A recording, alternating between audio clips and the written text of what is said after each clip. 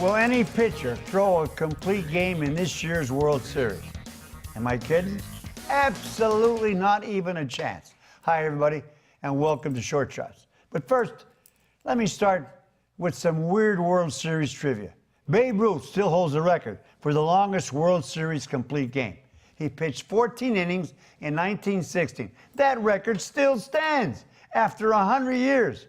Ruth won that game and drove in the winning run in a 2-1 victory. He was 3-0 as a pitcher in his World Series career with a 0.87 ERA in 31 innings, all with the Red Sox. He also held a World Series record with 29 2/3 consecutive scoreless innings. That stood for 43 years until it was broken by Whitey Ford of the Yankees in 1960. Well, we see what happens in this World Series, but one thing for certain, you will not see any pitcher throw a complete game. This past weekend, Hazen area picked up their third win of the season, cruising past Scranton 38-14 at PNC Field in Moosic.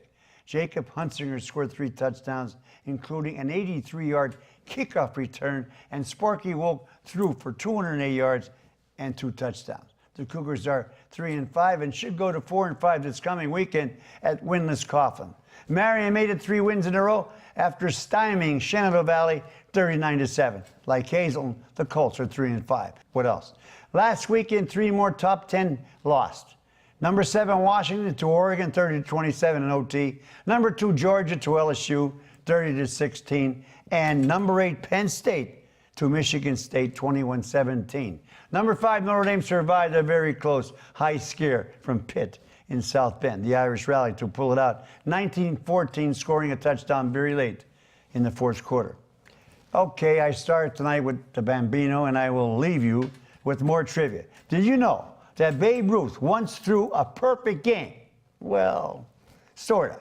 During a 1917 game against the Washington Senators, Ruth was a starting pitcher for the Boston Red Sox. He walked the first batter of the game on 4 pitches, then argued vehemently with home plate umpire Brick Owens.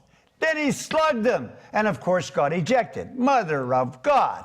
Ruth's replacement, Ernie Shore, promptly picked off the runner on first base, then retired the next 26 batters, finishing baseball's wildest perfect game. But if the keen-eyed Ruth was correct that the first batter should not have been awarded first base, it really would have been a perfect game.